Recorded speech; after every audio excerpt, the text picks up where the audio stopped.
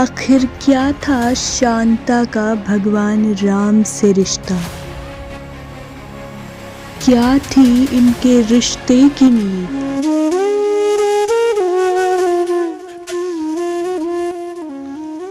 रामायण की कहानी कई युगों से सभी लोग सुनते, देखते एवं पढ़ते आ रहे हैं, जिसमें हमने राम और उनके भाइयों के प्रेम के बारे में विस्तार से जाना, लेकिन हमने राम की बहन शांता के बारे में बहुत कम सुना है, या कहें कि सुना ही नहीं है। आज हम आपको शांता के बारे में बताएंगे।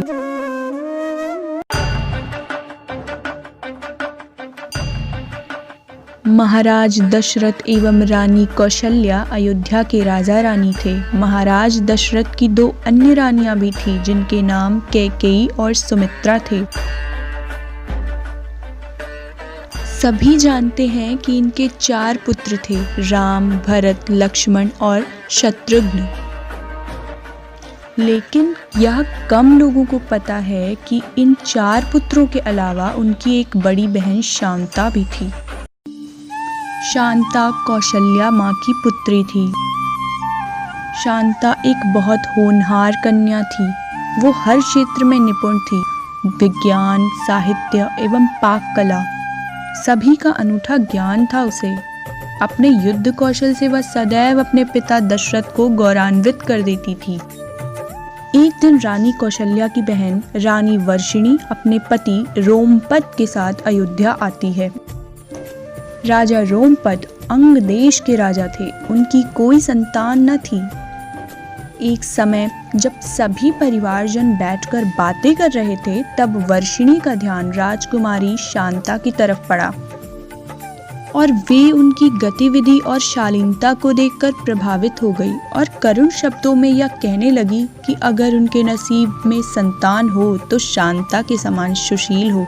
उनकी यह बात सुनकर राजा दशरथ उन्हें अपनी शांता गोद देने का वचन दे बैठे।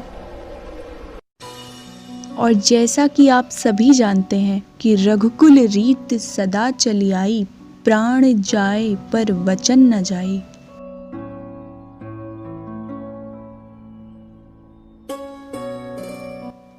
क्योंकि राजा दशरथ वचन दे चुके थे, इसलिए उन्हें अपनी पुत्री शांता को अंगदेश के राजा रोमपद एवं रानी वर्षिणी को गोद देना पड़ा।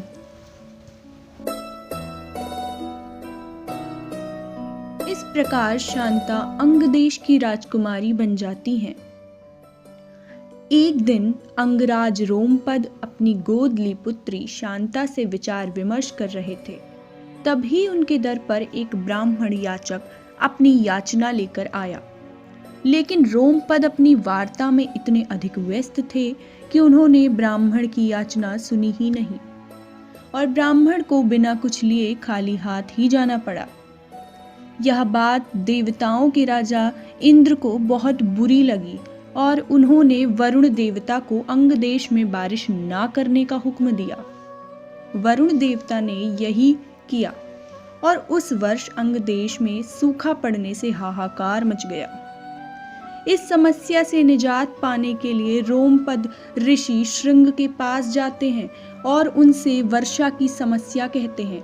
तब ऋषि श्रृंग रोमपद को यज्ञ करने को कहते हैं।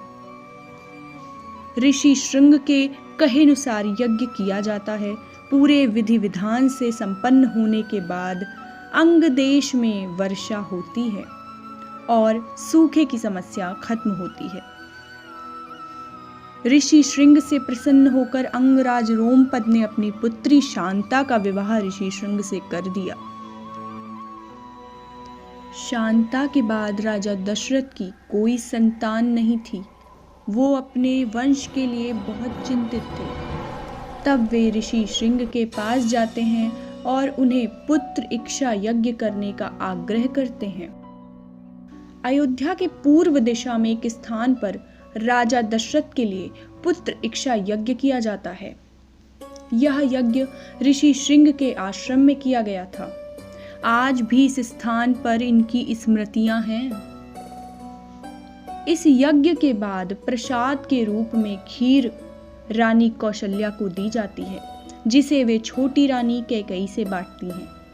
बाद में दोनों रानी अपने हिस्से में से एक एक हिस्सा सबसे छोटी रानी सुमित्रा को देती हैं, जिसके फलस्वरूप सुमित्रा को 2 पुत्र लक्ष्मण एवं शत्रुघ्न होते हैं और रानी कौशल्या को दशरथ के ज्येष्ठ पुत्र राम की माता बनने का सौभाग्य मिलता है एवं रानी कैकेयी को भरत की प्राप्ति होती है। इस प्रकार शांता के त्याग के बाद राजा दशरथ को 4 पुत्र प्राप्त होते हैं। पुत्री वियोग के कारण रानी कौशल्या एवं राजा दशरथ के मध्य मतभेद उत्पन्न हो जाता है। शांता के बारे में चारों राजकुमारों को कुछ ज्ञात नहीं होता, लेकिन समय के साथ वे माता कौशल्या के दुख को महसूस करने लगते हैं। एक दिन राम कौशल्या से प्रश्न करते हैं। तब राम को अपनी ज्येष्ठ बहन शांता के बारे में पता चलता है और वे अपनी माँ को बहन शांता से मिलवाते भी हैं। इस प्रकार राम अपने माता पिता के बीच के मतभेद को दूर करते हैं। देवी शांता के बारे में वाल्मीकि रामायण में कोई उल्लेख नहीं मिलता, लेकिन दक्षिण के पुराणों में स्पष्ट रूप से शांता के चरित्र का वर्णन किया गया है। भारत के कुल्लू में ऋषि श्रृंग का मंदिर है एवं वहां से 60 किलोमीटर की दूरी पर देवी शांता का भी मंदिर है। यह भी कहा जाता है कि राजा दशरथ ने पुत्र प्राप्ति के लिए देवी शांता का त्याग किया था। वैसे तो देवी शांता एक परिपूर्ण राजकुमारी थी, लेकिन बेटी होने के कारण उनसे वंश वृद्धि एवं राज कार्य पूरा नहीं हो सकता था, इसलिए राजा दशरथ को उनका परित्याग करना पड़ा। इस प्रकार जब चारों भाई अपनी बहन शांता से मिलते हैं तो वे अपने भाइयों से अपने त्याग का फल मांगती हैं और उन्हें सदैव साथ रहने का वचन लेती हैं। भाई अपनी बहन के त्याग को व्यर्थ नहीं जाने देते और जीवन भर एक दूसरे की परछाई बनकर रहते हैं। रामायण एक ऐसा ग्रंथ है जिसमें सभी रिश्तों की गहराई, मर्यादा एवं सबसे अधिक वचन पालन का महत्व बताया गया है। इस प्रकार रामायण से जुड़ी कहानियां हमें उचित मार्गदर्शन करती हैं, हमें रिश्तों की मर्यादा का भान कराती हैं। यह कहानियां आज के समय में संस्कारों का महत्व बताती हैं एवं व्यक्तित्व विकास में सहायक होती हैं। हमारी आज की वीडियो अगर पसंद आई हो तो इसे अपने दोस्तों तक जरूर पहुंचाइए और पूरी वीडियो देखने के लिए आपका बहुत बहुत धन्यवाद।